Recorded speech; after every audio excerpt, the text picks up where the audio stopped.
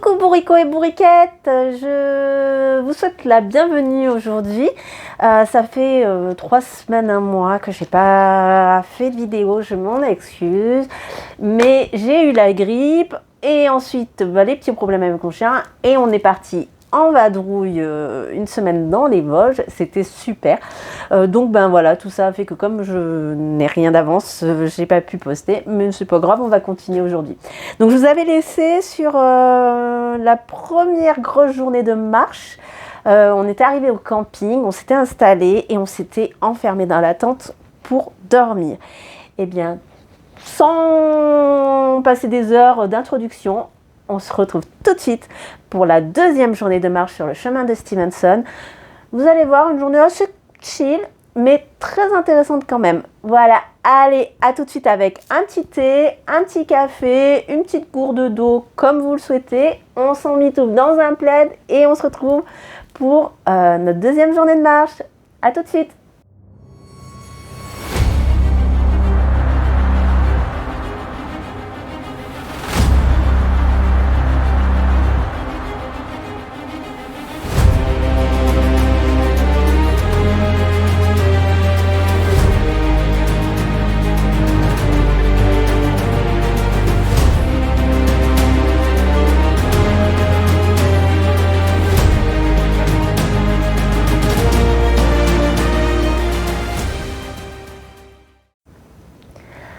Alors au moment de me coucher, malgré la fatigue, j'ai pris un petit temps pour analyser la journée, le tracé que j'avais réussi à faire et les étapes qui me restaient pour les prochains jours, voir un peu comment les moduler sans trop, en pouvant bien les répartir correctement.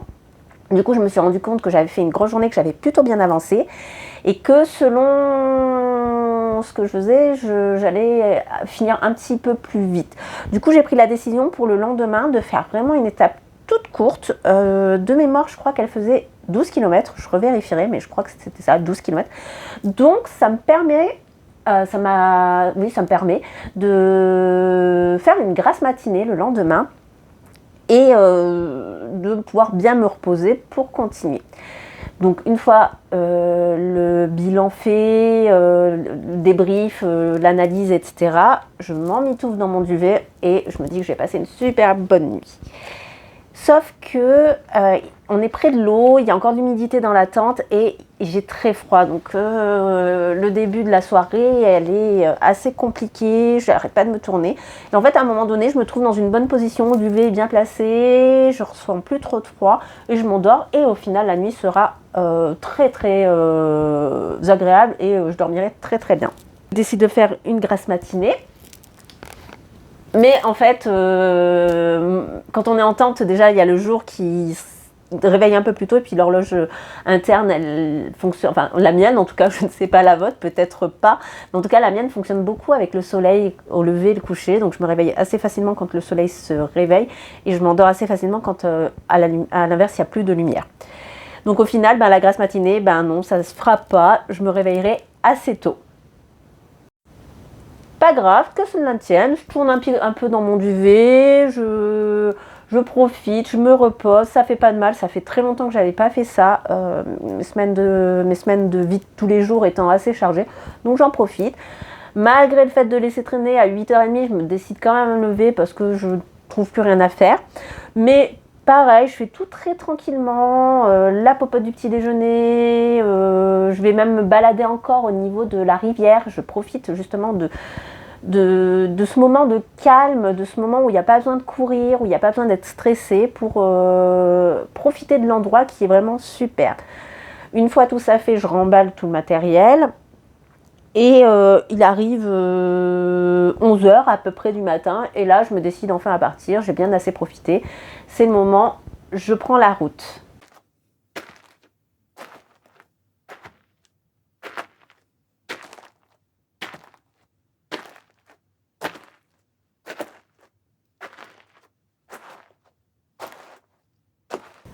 Donc je retrouve le tracé de mon GR, je continue, arrive très rapidement une petite grimpette qui va me monter jusqu'à la Mourade, un lieu dit.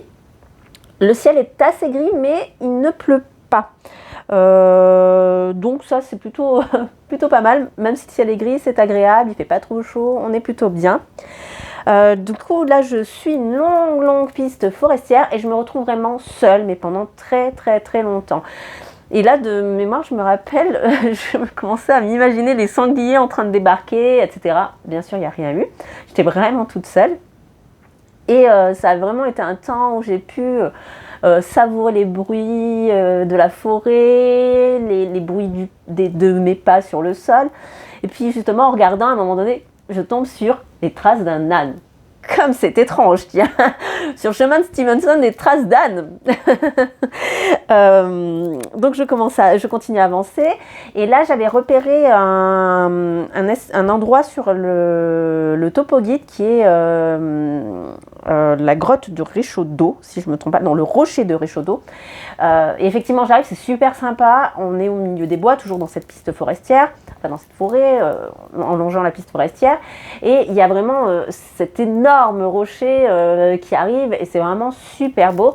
Sauf qu'au moment d'arriver, il y a énormément de vent et justement, il y a une grosse prise au vent. Du coup, je me dis non, je ne vais pas m'arrêter là, je vais continuer. De toute façon, je n'avais pas vraiment faim. Et puis c'était une petite journée donc je pouvais m'arrêter à un autre moment sans souci. Ça c'était vraiment, je pouvais moduler toute la journée autant que je le voulais. Donc ça, quand c'est des petites journées, c'est vraiment un point fort. Parce qu'effectivement, vous allez voir sur la dernière journée, ça va pas être la même. Mais vraiment là sur 12 km, je peux m'arrêter quand je veux et m'arrêter autant de temps que je veux en plus, même en étant partie 11 heures. Donc je continue de ne pas m'arrêter au rocher de Réchaudot malgré le fait que ce soit super joli. Du coup, je continue jusqu'à Chabalier et là, le soleil décide d'apparaître. Juste le bonheur, ça réchauffe. Il n'est pas trop chaud, on est au mois de mai, donc très agréable. Et j'entame une descente et là je me retrouve sur le chemin avec une vue magnifique sur une vallée, dans une vallée, sur l'Allier aussi, et je me dis bah là c'est le bon moment, je vais m'arrêter, je vais me poser, le terrain est sec, il pleut pas, il fait beau, j'ai plus beaucoup de kilomètres à parcourir, bon voilà, je vais me prendre un petit temps et savourer ce beau soleil. Du coup, je me pose une bonne heure, je profite du moment. Un premier monsieur passe, on se dit bonjour, mais sans plus, il trace. Et peu de temps après, peut-être un quart d'heure, une demi-heure après, je décide que c'est bon, il est temps de continuer. Et en fait, au moment de me lever et de mettre mon sac, un autre petit monsieur, alors retenez bien le petit monsieur, sur les prochains jours ça va être intéressant. Donc un autre petit monsieur arrive à ce moment-là et du coup on commence à discuter et on décide de faire on va dans la même direction, lui il s'arrête un petit peu après moi, mais donc on décide de faire ce dernier petit bout de route ensemble. Et donc on papote, il m'explique que lui il est à la base accompagné de 4 dames, mais qu'il y a des petits problèmes de cheville dans le groupe et que du coup elles ont pris, donc il existe sur Compostelle, sur le chemin de Stevenson et aussi d'autres circuits, mais pas tous, des navettes de portage de sacs, mais aussi on peut les appeler pour transporter les gens. Et donc comme il y avait des petits problèmes de cheville, qu'elles ne savaient pas trop encore comment elles allaient pouvoir faire la journée, elles ont décidé de rejoindre leur gîte avec cette navette et lui a décidé de continuer et de marcher. Il me dit qu'il ne sait pas du tout ce que ça va donner pour la suite parce que ça a l'air de vraiment pas aller au niveau de la Chine, donc il ne sait pas trop, mais il verra bien. Et du coup, moi de mon côté, on commence à discuter matériel, sac à dos. Il me demande le poids de mon sac. Quand je lui dis, il n'en revient pas aussi peu lourd. Et je lui dis, et encore, il est lourd par rapport à ce que j'ai pu voir lors de mes recherches sur Internet. Notamment, il y a alors à l'époque, maintenant ça s'est beaucoup plus démocratisé, mais à l'époque, du coup, il y avait un site dans l'ultra léger et moi j'avais pas décidé de suivre et même encore aujourd'hui je suis pas vraiment dans cette pratique là, bien que des fois ce serait quand même intéressant, mais que des gens pouvaient se retrouver avec beaucoup moins que ce que moi je portais et là il en revenait pas et à ce moment là je me suis rendu compte que c'était pas une pratique répandue encore et aujourd'hui avec le temps, l'analyse, ça s'est un peu plus démocratisé, mais c'est vrai qu'à l'époque, c'était pas quelque chose qui était répandu parce que dans toutes les conversations que j'avais eues la veille avec toutes les personnes, c'était pas quelque chose qui était courant. Alors que maintenant, on en voit beaucoup plus, quand je recherche sur tout ce qui est randonnée, trekking, il y a beaucoup plus de gens qui partent en mode un peu trailer même. Et donc, ouais, ça a bien évolué sur ces 10 années au niveau du poids du sac. Et donc, on arrive, alors un petit peu avant Mirandole, j'avais repéré un camping à la ferme, donc vers 15h à peu près. Et là, on se dit au revoir, tout simplement. Lui, il va continuer jusqu'à Mirandole, et puis il verra après avec ses petites dames comment il gère la suite de l'aventure. Et moi, je vais aller à la rencontre des propriétaires de la ferme. Et très compliqué déjà de trouver des personnes, parce que forcément, c'est une ferme. 15h, ils sont en pleine activité. Donc, très, très compliqué de trouver des personnes. Une fois que je les trouve assez froides, on prend pas beaucoup de temps pour parler. Il m'indique rapidement que le paiement ce sera demain matin avant que je parte, pas de souci. En fait, à l'entrée, juste avant de rentrer dans la ferme, il y a un terrain en pente un peu en herbe avec je ne sais pas combien de caravanes, mais au moins une vingtaine de caravanes. En fait, je m'installe là-bas et, où je veux, et voilà, je m'installe où je veux dans le terrain en herbe. Et puis il m'indique les sanitaires, très, très rustiques, le point d'eau, et il me souhaite une bonne journée et une bonne installation. Donc, je me dirige vers les caravanes pour trouver mon emplacement et où je vais me poser. Une fois arrivée au milieu des caravanes, je décide de ne pas m'installer tout de suite et de juste prendre l'ambiance, profiter en fait de l'endroit. Et le chemin, il passe juste en dessous en contrebas, donc je vois je reste un peu posée pendant 1 heure, et donc je vois qu'il y a pas mal de randonneurs qui passent quand même, mais qui continuent. Donc certainement ils vont jusqu'au village qui est pas très loin après, où il y a plusieurs gîtes, mais personne ne s'arrête là. Vers 16h, je décide d'installer ma tente. Mais pendant toute l'heure où j'étais là, j'avoue que l'ambiance au milieu de ces véhicules vides, enfin, j'ai un doute à un moment donné, mais ils me semblent tous vides. Il y a juste à un endroit une ligne de linge qui est tirée avec des pinces et des torchons, des choses comme ça, mais je me dis que vu que j'ai vu personne bouger vraiment en 1 heure, il y a eu aucun mouvement, je me dis que c'est peut-être la ferme qui est venue étendre des choses par là. Mais je sais pas, j'ai une sensation un peu malaisante, je me sens pas forcément en sécurité, mais je sais pas, c'est un peu creepy quand même. On n'est pas en forêt, mais elle n'est pas loin, vraiment, elle est à la porte, quoi. Et je me sens vraiment toute seule. J'ai recroisé personne à part les randonneurs que j'ai vus en bas passer. Mais sinon, de la ferme, j'ai recroisé personne. Aucun mouvement pendant 1 heure. Des caravanes qui font un peu abandonner. Mais bon, malgré le fait que j'avais entendu les conseils, si jamais vous ne vous sentez pas à l'aise, n'hésitez pas à partir ou autre. Je me dis quand même, il est référencé dans le topo guide. Faut que j'arrête, quoi. C'est une ferme. Je vois pas ce qu'il pourrait y avoir de dangereux. Donc je m'installe malgré.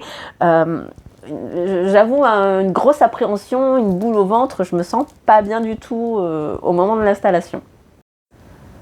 Donc une fois l'installation de ma tente et de tout mon bazar, j'ai toujours croisé personne. Il va pas tarder à être 18h. Et je me dis, je vais commencer à manger parce que la nuit se couche tôt. Donc j'ai commencé à faire ma popote. Je m'installe, je commence à tout préparer. Donc souvent je prends du saucisson et j'ai mon opinel qui est tout neuf, bien tranchant. Et en faisant ma popote, j'ai d'un coup une porte de caravane qui claque. Et là, ça me fait sursauter. Donc j'avais toujours ma boule au ventre et cette porte de caravane qui claque, je sursaute. Et je comprends pas parce qu'il n'y avait pas de porte ouverte en fait, quand j'ai fait mon tour entre 15h et 16h, il n'y avait pas de porte ouverte.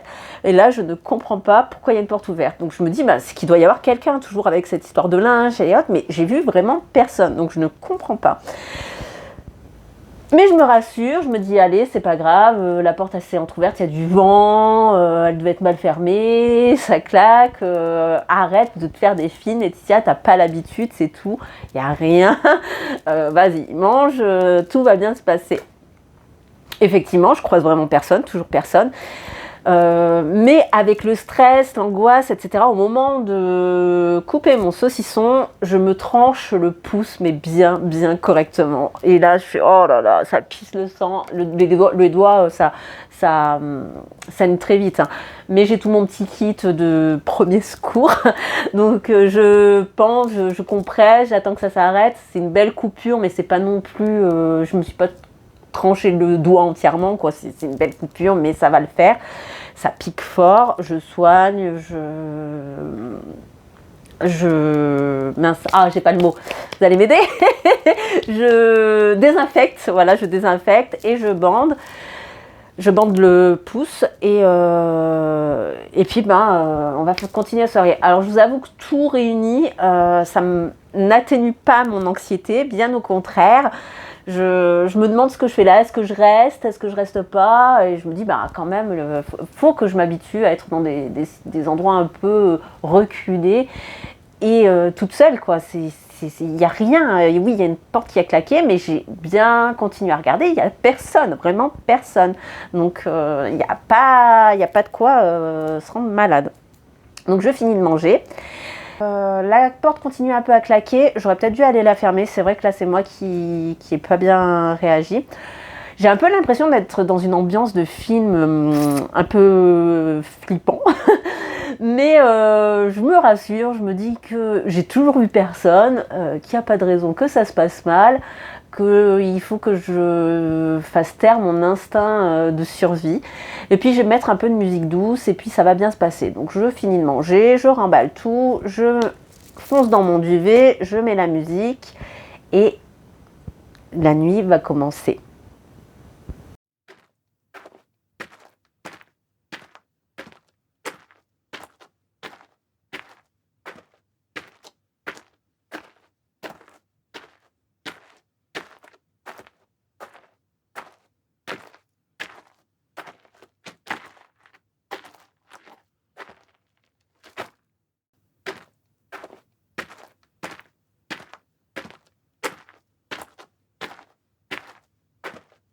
J'espère qu'en tout cas, ce court passage vous aura plu.